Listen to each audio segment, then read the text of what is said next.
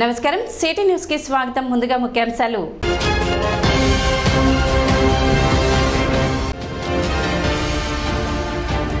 పట్టణంలో భక్తి శ్రద్ధలతో వినాయక చవితి వేడుకలు వాడవాడల సర్వాంగ సుందరంగా ముస్తాబైన మండపాలు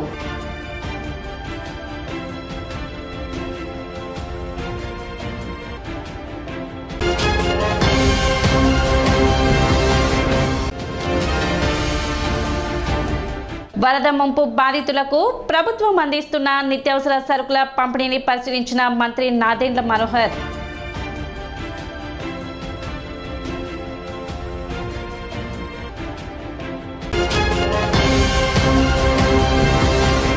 పట్టణంలో జరిగిన వినాయక చవితి వేడుకల్లో మంత్రి నాదెండ్ల మనోహర్ పాల్గొన్నారు.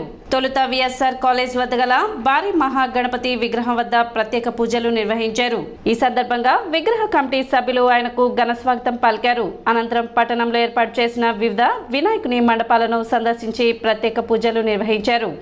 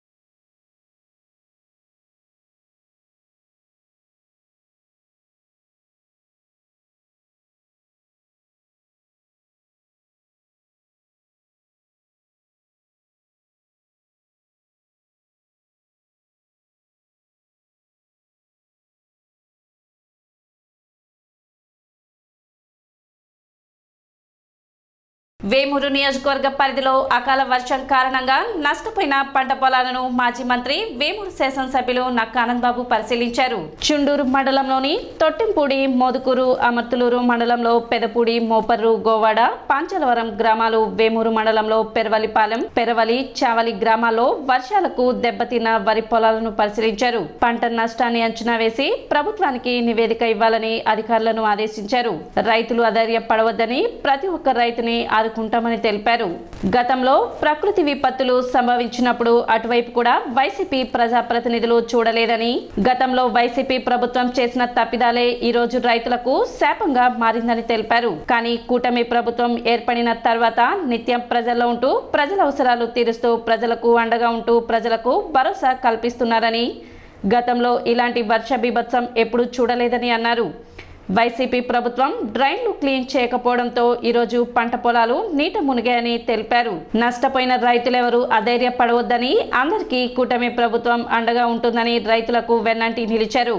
ముఖ్యమంత్రి చంద్రబాబు నాయుడు కష్టాలు తెలిసిన వ్యక్తి, నష్టపోయిన వారందరికీ అండగా ఉంటారని, నష్టపోయిన రైతులకు చివరి పంట పొలం వరకు ఏ రైతుకి అన్యాయం జరగకుండా పంట అంచనా వేయాలని అధికారులు సూచించారు. ఏ రైతుకైనా అన్యాయం జరిగితే సహించేది లేదని అధికారులను హెచ్చరించారు.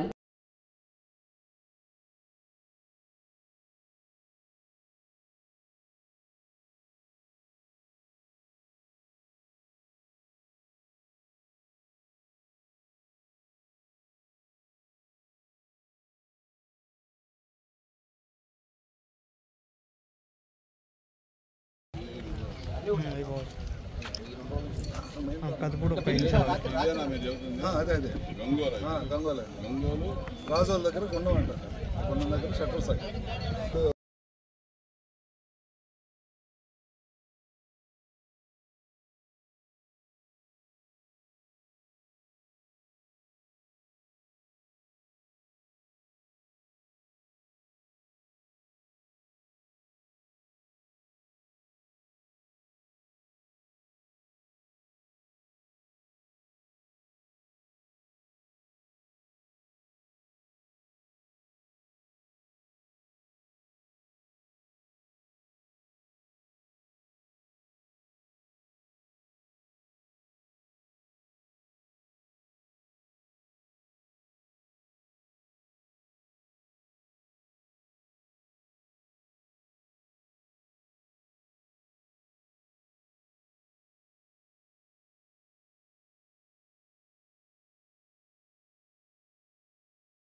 వస్తుందా? అవును, లేదు మళ్ళీ మొదలు పెట్టమ్మా. చూడదు విపరీతంగా ఉంది. అది ఇంకా పెరుగుతుంది ఇక్కడ. నీకు ఆ ఫ్లో కానీ ఆ స్టాగ్నేటెడ్ వాటర్ ఇస్తుంది ఇక రోజు డ్రైన్స్ నిర్లక్ష్యంగా వదిలేయటం కారణం, అంతకంటే ఏం లేదు. డ్రైన్స్ ఎక్కడ పొంగుతున్నాయి, ఎదురు తంతున్నాయి. అదే కదా కాస్తారా? లేదు, వాళ్ళు నాకు సూపర్వైజ్ చేసి మీరు ఫీల్డ్కి వచ్చి కాదు మీరు వచ్చి చూడండి. మీరు కురిసిన భారీ వర్షాలకి నిన్నటిదాకా మా నియోజకవర్గంలో వరద బీభత్సానికి గురైనటువంటి ప్రాంతాల్లో సహాయక చర్యలు ఇవన్నీ చూసాం. ఈరోజు చుండూరు, అమర్తూరు, వేమూరు మండలాల్లో దెబ్బతిన్నటువంటి వరి పైర్లు వస్తా ఉన్నాం. ఎప్పుడు కూడా ఇక్కడ ఉన్నటువంటి రైతాంగం వారి జీవితంలో చవి చూడనటువంటి ఈ కెలామిటీ, ఈ బీభత్సం అనేది ఇప్పుడు చూస్తా ఉన్నారు. వర్ష బీభత్సం అనేది. ఈ వర్షం వల్ల ఎక్కడికెక్కడ గండ్లు తెగిపోయి డ్రైనేజీ వ్యవస్థ పూర్తిగా పాడైపోయి కాలువలు 5 ఏళ్లు శుభ్రం చేయకుండా వదిలేసిన ఫలితమే ఈ రోజున ఇంత నష్టం జరగడానికి కారణం అనేది ఇలా స్పష్టంగా అర్థమవుతా ఉంది. పనికి మాలిన ప్రభుత్వం రాజ్యం వెళ్ళింది 5 ఏళ్లు. దాని పర్యవసానమే ఈరోజు కనపడతా ఉంది. 5 ఏళ్లు ఆ డ్రైన్ల వైపు చూడాల, ఇరిగేటెడ్ కెనాల్స్ వైపు ముఖం కన్నెత్తి చూడాల, పట్టించుకోవాలి అసలు రైతాంగం గురించి. దాని పర్యవసానమే ఈ విధంగా ఇవాళ స్పష్టంగా తుంగభద్ర డ్రైన్ కానీ, గంగోల్ డ్రైన్ కానీ, బిఎం డ్రైన్ కానీ, ఇవన్నీ కూడా రేపల్లె ఆర్ఎం డ్రైన్ కానీ మొత్తం కూడా కంప్లీట్గా మా ప్రాంతానికి సంబంధించిన డ్రైనేజ్ వ్యవస్థ మొత్తం కూడా సర్వనాశనం అయి ఉంది. ఎక్కడికక్కడ గండ్లు పడిపోతూ ఉంది. గండ్లు తెగిపోయి పొలాల మీదకి ఉరుకులు ఎత్తుతూ ఉంది. ఎదురు కొడతా ఉంది. గంగోలు దగ్గర ప్రధానంగా గోడవల్లి ప్రాంతంలో మొత్తం ఆ రెగ్యులేటర్ సంబంధించినటువంటి మొత్తం గేట్లన్నీ కూడా పాడైపోయి ఆ తూటికాడ మొత్తం కూడా అడ్డం పడేసి మొత్తం ఎదురు కొడతా ఉంది. వర్షం 6 రోజులు 7 రోజులు అయింది వచ్చి. ఈరోజు ఇంకా పెరుగుతూ ఉంది. ఉండే కొంది పొలాల్లో నీరు అనేది, ఆ మురుగు నీరు ఇదంతా చేరి ఇంకా పెరుగుతూ ఉంది నీటి మట్టం అనేది. ఇటువంటి పరిస్థితులు, ఇటువంటి బీభత్సం ఎప్పుడూ చూడలేదు. దీని నుంచి ఆదుకోవడానికి చాలా ముఖ్యమంత్రి చంద్రబాబు నాయుడు గారు పూర్తి ఆదేశాలు ఇచ్చారు. మేమంతా కూడా ఫీల్డ్లోకి వెళ్ళి మరి వీళ్ళందరూ కూడా అలర్ట్ చేస్తా ఉన్నాం. అధికార యంత్రాంగం కూడా మొత్తం కూడా ఎన్యూమరేషన్ టీములు ఏర్పాటు చేసి ఏ రైతు కూడా నష్టపోకూడదు, 1 ఎకరం కూడా నష్టపోవడానికి వీల్లేదు. దానికి సంబంధించి ప్రభుత్వ పరంగా సహకారాన్ని అందించడానికి ఖచ్చితంగా చర్యలు తీసుకుంటామని చెప్పి ఈ సందర్భంగా తెలియజేస్తూ పట్టణంలో వినాయక చవితి వేడుకలను ప్రజలు భక్తి శ్రద్ధలతో జరుపుకున్నారు. పట్టణ వీధుల్లో పలుచోట్ల వినాయకుని మండపాలను సర్వాంగ సుందరంగా తయారు చేసి వినాయకునికి పూజలు జరిపారు. వివిధ ప్రాంతాల్లో కొలువైన వినాయకునికి భక్తులు ప్రత్యేక పూజలు నిర్వహించారు. విభిన్న రూపాల్లో వినాయకుని విగ్రహాలు, ప్రతిమలు మండపాలలో కొలువయ్యాయి.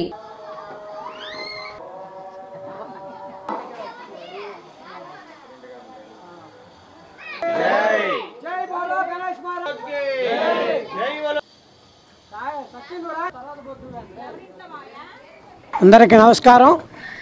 ముందుగా తెనాలి పుర ప్రజలందరికీ వినాయక చవితి శుభాకాంక్షలు తెలియజేస్తున్నాం. అలాగే 17వ వార్డు ప్రజలందరికీ తెలియజేస్తున్నాం. గత 23 సంవత్సరాలుగా కేవైఆర్ సెంటర్లో ఉన్న ఇస్లాంపేట నందు గణేష్ మహోత్సవాలు చేస్తున్నాం. అందరికంటే ముందుగా ప్రారంభించింది తెనాలిలో గణేష్ కమిటీ తర్వాత ఈ 17వ వార్డు గణేష్ కమిటీ 23 సంవత్సరాలుగా ఇక్కడ ఎంతో భారీగా ఎటువంటి తారతమ్యం లేకుండా కులమత భేదాలకు అతీతంగా నిర్వహించబడుతుంది. పాసి వెంకట్రావు గారి అధ్యక్షతన ఈ వినాయక చవితి నిర్వహించబడుతుంది. ఈ కార్యక్రమానికి సహకరిస్తున్న 17వ వార్డు ప్రజలందరికీ అలాగే ఇస్లాంపేట ప్రజానీకం అందరికీ ప్రత్యేకంగా ధన్యవాదాలు తెలియజేస్తున్నాం. 17వ వార్డు ప్రజలందరికీ 23వ సంవత్సరం వినాయక చవితి శుభాకాంక్షలు తెలియజేస్తున్నాము. గత 23 సంవత్సరాలుగా ఈ ఉత్సవానికి సహకరిస్తున్న 17వ వార్డు ప్రజలందరికీ వినాయక చవితి కమిటీ తరఫున ధన్యవాదాలు తెలియజేస్తున్నాము. అలాగే చందాదారులందరికీ మా కృతజ్ఞతలు. కుల మతాలకు అతీతంగా ఈ ఉత్సవాలను ఘనంగా జరుగుతున్నాయి. ఏ పొరపచ్చాలు లేకుండా అందరం కలిసిమెలిసి చేసుకుంటున్నాము 23 సంవత్సరాల నుంచి. ఇది అందరికీ సహకరిస్తున్న వాళ్ళందరికీ ప్రత్యేక ధన్యవాదాలు తెలియజేసుకుంటున్నాం. అర్ఘ్యం సమర్పయామి స్నానం సమర్పయామి స్నానపదామి గణపతికి కూడా ఓం అనే శబ్దాన్ని వాడుతూ ఉండాలి. ఇస్తూ ఉండండి.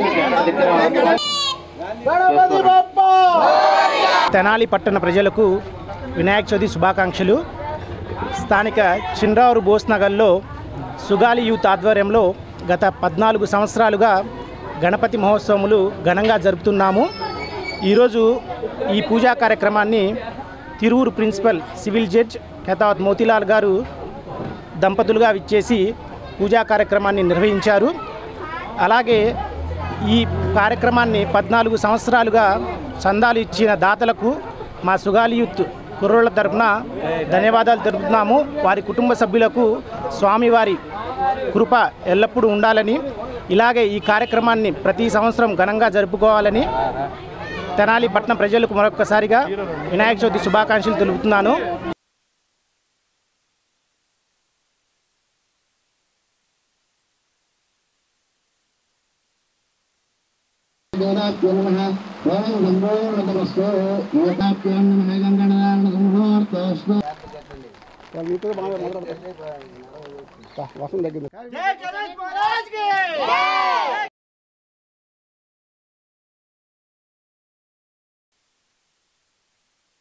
వినాయక చవితి సందర్భంగా మా గురవై కాలనీలో పిల్లలందరితో కూడి మన హిందూ సాంప్రదాయాన్ని కాపాడే విధంగా మట్టి వినాయకుడిని తెచ్చుకొని చిన్నపిల్లలతో మేము చక్కగా వినాయక చవితిని చేసుకుంటున్నాము.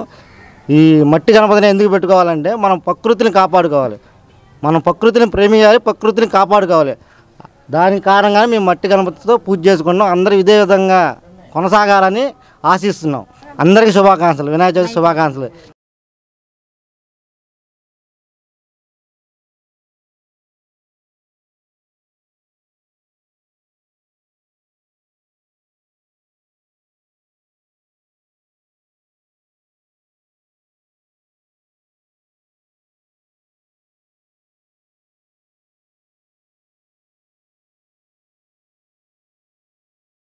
తెనాలి చెంచుపేట 27వ వార్డు క్రేజీ బాయ్స్ ఆధ్వర్యంలో 5వ గణేష్ మహోత్సవాలు అంగరంగ వైభవంగా జరుపుకున్నాము. చందాలు ఇచ్చిన దాతలకి, సపోర్ట్ చేసిన మా ఫ్రెండ్స్ అందరికీ, క్రేజీ బాయ్స్ కమిటీ వాళ్ళకి మా ధన్యవాదాలు. మేము 3 రోజులు.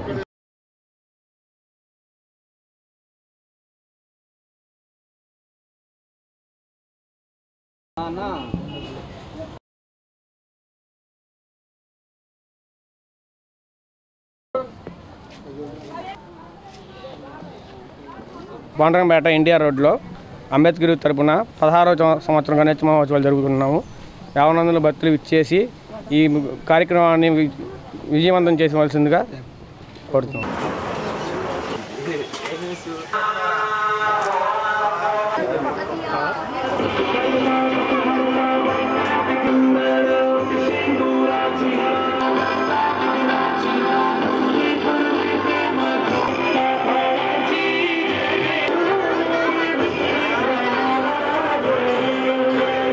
గణపతి బింబే భవ సుప్రసన్నో భవ స్థిరాసనం కురు యామి. శ్రీ వినాయకుడి దగ్గర ధూపోజం ప్రతిగృహ్యతాం. నమస్కారం చేసుకోండి.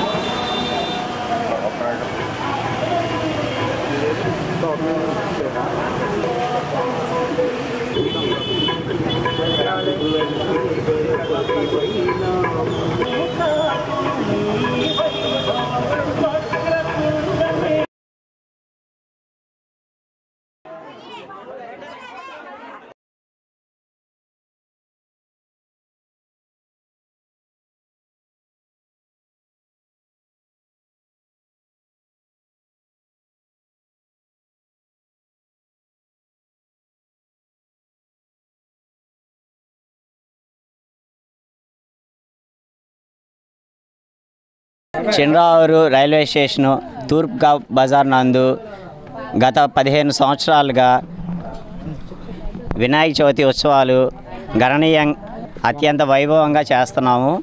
ఈ విధంగా మేము ప్రతి సంవత్సరం చేసుకొని అందరూ సుఖంగా సంతోషంగా ఉండాలని చెప్పని ఆయుర ఆరోగ్యాలతో ఉండాలని చెప్పని కోరుకుంటున్నాము.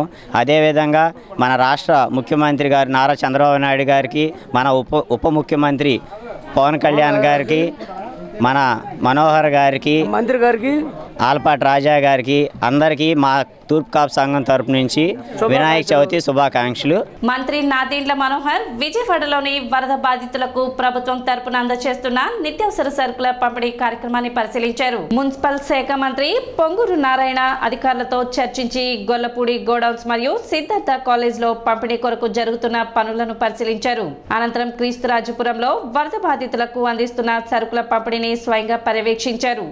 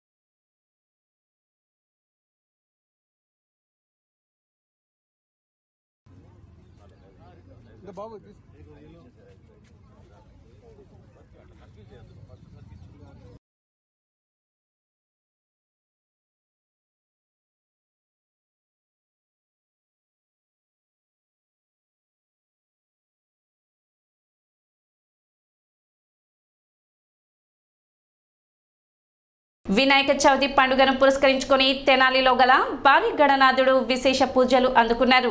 తెనాలి మంగళగిరి ప్రధాన రహదారి వెంట విఎస్ఆర్ కాలేజీ వద్ద గల 60 అడుగుల భారీ వినాయకుని విగ్రహం వద్ద ప్రజలు పెద్ద సంఖ్యలో పూజలు జరిపారు.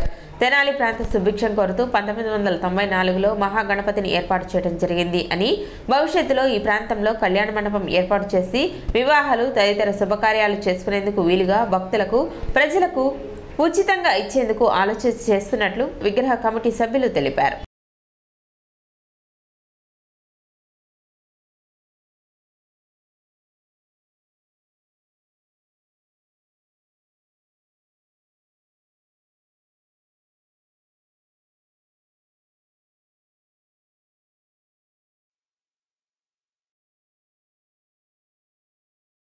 మీ న్యూస్ ఛానల్స్ ద్వారా తెనాలి ప్రజలందరికీ మహాగణపతి తరపున గణపతి శుభాకాంక్షలు తెలియజేస్తున్నాం. మేము 1994లో 3 మిత్రులను కలిసి తణుకులో పర్యటన చేస్తుంటే అక్కడ ఆంజనేయ స్వామి విగ్రహం కనపడింది.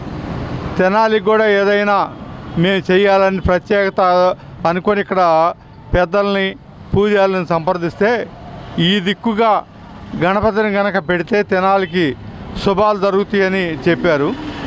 అదే అనుకున్న విధంగానే ఈ వరదలు కానీ తుఫాన్లు కానీ తెనాలను తప్పించి మొన్న లంక గ్రామాల్లో కూడా వచ్చిన ఒక్క ప్రాణ నష్టం కూడా జరగకుండా ప్రజలందరూ సురక్షితంగా బయటపడ్డారు.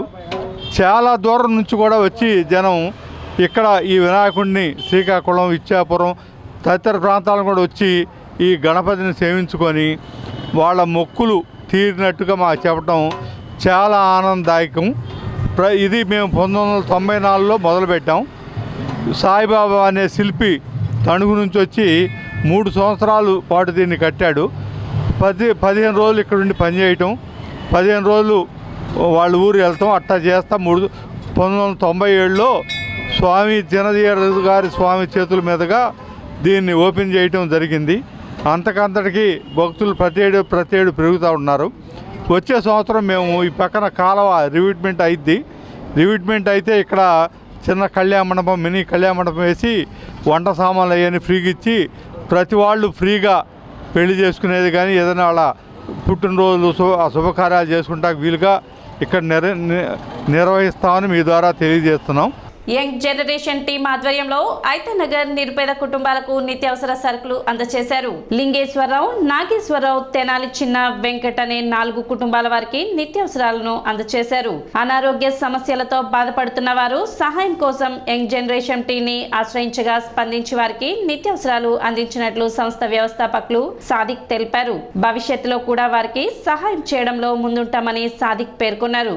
ముందుగా తెనాలి పట్టణ ప్రజలందరికీ వినాయక చవితి శుభాకాంక్షలు. మరి ఈరోజు మా యంగ్ జనరేషన్ టీం చేస్తున్న సేవా కార్యక్రమాల్లో భాగంగా 4 పేద కుటుంబాలకి 25 కేజీల బియ్యం బస్తా, అలానే నెలవారీ సరుకులు అందజేయడం జరిగింది. ఇందులో భాగంగా ఐతానగర్కి చెందిన లింగేశ్వరరావు గారు గతంలో కాలు పోగొట్టుకున్నారు. ఆయనకి మా యంగ్ జనరేషన్ టీం ఆధ్వర్యంలో ట్రైసైకిల్ అందించాం. అలానే ప్రతి నెల సరుకులు అందిస్తున్నాము. అదే కాకుండా ఆకూరలు అమ్ముకునే వెంకట్ గారు ఇలానే ఐతానగర్లో ఎవరైతే ఇబ్బంది పడుతున్నారో అటువంటి 4 పేద కుటుంబాలకి ఈరోజు యంగ్ జనరేషన్ టీం ఆధ్వర్యంలో 25 కేజీల బియ్యం బస్తా, అలానే నెలవారీ సరుకులు అందజేయడం జరుగుతుంది. అమాయకపు మాటలతో తెలిసిన వారి వద్ద నుండి అప్పులు తీసుకొని తిరిగి చెల్లించకుండా వారి ప్రాణాలు తీస్తున్న హంతక ముఠ గుట్టును రట్టు చేశారు. గుంటూరు పోలీసులు నిందితుల్లో 2 తల్లి కుమార్తె కాక వారికి 2 మహిళలు తోడై ఈ దారుణాలకు తెగబడ్డారు. వివరాలను జిల్లా పోలీస్ కార్యాలయంలో ఎస్పీ సతీష్ కుమార్ విలేకరులకు వివరించారు. తెనాలి లింగయ్య కాలనీకి చెందిన మడియాల వెంకటేశ్వరి అలియాస్ బుజ్జి సిఏ కోర్స్ మధ్యలో ఆపేసింది. కొన్నాళ్ళు వాలంటీర్గా పనిచేసింది. కంబోడియా వెళ్లి అక్కడి వాళ్లతో కలిసి సైబర్ నేరాలకు పాల్పడింది. అనారోగ్యానికి గురై తెనాలికి చేరుకున్న ఆమె భర్తను వదిలేసి తల్లి గొంతు రమణమ్మతో కలిసి ఉంటుంది.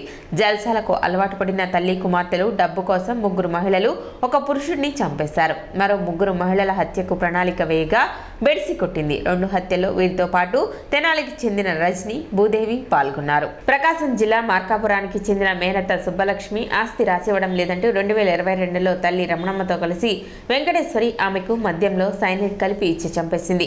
బాకీ చెల్లించాలని అడుగుతుందని 2023 ఆగస్టులో తెనాలికి చెందిన వృద్ధురాలు నాగమ్మకు శీతల పానీయంలో సైనైడ్ కలిపి ఇచ్చి చంపేశారు. 2024 ఏప్రిల్లో తెనాలికి చెందిన పీసు అలియాస్ మోషే తరచూ తన భార్య భూదేవిని వేధిస్తూ ఉండేవాడు. అతన్ని చంపేస్తే బీమా నగదు వస్తుందని భూదేవి, రమణమ్మ కలిసి మోషేకు మద్యంలో సైనైడ్ కలిపి ఇచ్చి చంపేశారు. ఈ ఏడాది జూన్లో వెంకటేశ్వరి తెనాలికి చెందిన రజనీతో కలిసి నాగూర్బి అనే మహిళను హత్య చేశారు. ఆమెకు బీజర్లో సైనైడ్ కలిపి తాగించారు. తెనాలికి చెందిన వాలంటీర్ అన్నపూర్ణ, వరలక్ష్మి, మీరాబీలపై హత్యాయత్నం చేశారు. ఈ ఏడాది జూన్ 5న చేబ్రోలు మండలం వడ్లపూడి శివారు నిర్మానుష్య ప్రాంతంలో మహిళ మృతదేహం పడి ఉండటంపై అప్పటి ఎస్ఐ మహేష్ కుమార్ అనుమానాస్పద మృతిగా కేసు పెట్టారు. ప్రస్తుత ఎస్ఐ వెంకటకృష్ణ దర్యాప్తు చేపట్టారు. మృతురాలు తెనాలి ఎడ్లలింగయ్య కాలనీకి చెందిన నాగూర్బిగా గుర్తించారు. అదే ప్రాంతానికి చెందిన రజని నాగూర్బి వద్ద అప్పు తీసుకుంది. తిరిగి చెల్లించాలని ఒత్తిడి చేస్తున్న నాగూర్బిని చంపాలని రజని భావించింది. ఈ విషయాన్ని వెంకటేశ్వరితో పంచుకోవడంతో అంతా కలిసి పథకం వేశారు. నాగూర్బిని నమ్మించి ఆటోలో వడ్లముడి వైపు తీసుకువెళ్లి సైనైడ్ కలిపిన బ్రీజర్ను తాగించి చంపేశారు. పోలీసులు సమీపంలోని సీసీ కెమెరాలు పరిశీలించి రజని, నాగూర్బి వెళ్లిన ఆటోను గుర్తించారు. ఆటో డ్రైవర్ను విచారించారు. రజనీని అదుపులోకి తీసుకుని కూర్పి లాగక నాగూర్బి హత్యాదంతంతో పాటు తల్లి కుమార్తెలు చేస్తున్న సీరియల్ హత్యల దారుణం బయటపడింది. నిందితుల్లో రమణమ్మ, వెంకటేశ్వరి, రజనీలను పోలీసులు అరెస్ట్ చేశారు. భర్తను చంపించిన మరో నిందితురాలు భూదేవి, సైనైడ్ సరఫరా చేసిన తెనాలికి చెందిన కృష్ణపై కేసు నమోదు చేశారు. మా అమ్మగారు జూన్ 5వ తారీఖు మధ్యాహ్నం 3 గంటలకు నగల దుకాణంలో వెళ్ళి డబ్బులు కట్టి వస్తానని చెప్పి ఇంట్లో చెప్పి వెళ్ళారు సార్. అప్పుడు వెళ్ళినామా ఇంటికి తిరిగి రాలేదు. 2 రోజులు మా బంధువుల ఇళ్ళకి ఎతికాం, అయినా కూడా ఫలితం లేకుండా సార్.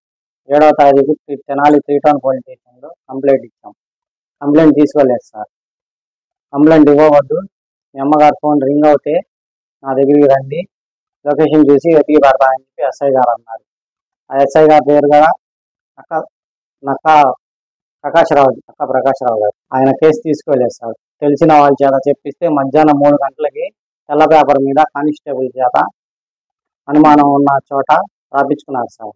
రాపించుకొని ఇంకా అంతే సార్. వెళ్ళేటప్పుడు మళ్ళీ అడిగాను సార్, కొంచెం తొందరగా వెతికి పెట్టండి సార్ అంటే, ఎట్లా ఎతకాలో చెప్పడానికి నేను వెతికి పెడతాను అంటున్నారు సార్. సార్ మీ స్టైల్లో మీరు ఎతకండి సార్ అంటే, మీ అమ్మగారు ఫోన్ కొట్టిరా అప్పుడు వెతికి పెడతాను అన్నారు సార్. లైక్ సైనైడ్ మీరు తీసుకున్న తర్వాత హార్ట్ బ్లాక్ అవుతున్నట్టు ఉంటాయి. సో న్యాచురల్ డెత్ లాగా అది అనిపిస్తాయి. సో ఎవరికి కూడా డౌట్ రావట్లేదు. 2022లో మీకు అందరికి కూడా ప్రెస్ నోట్ ఇస్తాము. దాంట్లో 2022లో ఇది వెంకటేశ్వరి అని చెప్పాను కదా, ఆవిడ పేరు అలియాస్ బుజ్జి అంటారు. ఆవిడ వాళ్ళు అత్తని చంపేసింది. ఎక్కడ? ప్రకాశంలో అత్తని చంపేసింది 2022లో. ఎందుకంటే ప్రాపర్టీ వీళ్ళపైన రాసి ఇవ్వట్లేదని ఒక దీనిపైన వాళ్ళు ఆవిడ చాలా మందు తాగుతాయి వాళ్ళ అత్త. సో మందులో సైనైడ్ కలిపింది 2022లో, దాదాపు సెప్టెంబర్ నెలలో. 2023లో మళ్ళీ నాగమ్మ అని చెప్పేసి వాళ్ళు పక్కన. సిటీ న్యూస్ ముగించే ముందు ముఖ్యాంశాలు మరోసారి.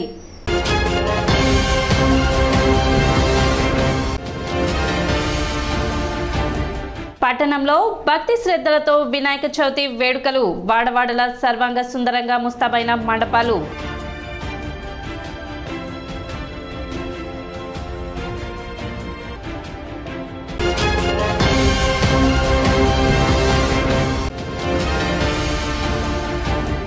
వరద ముంపు బాధితులకు ప్రభుత్వం అందిస్తున్న నిత్యావసర సరుకుల పంపిణీని పరిశీలించిన మంత్రి నాదెండ్ల మనోహర్.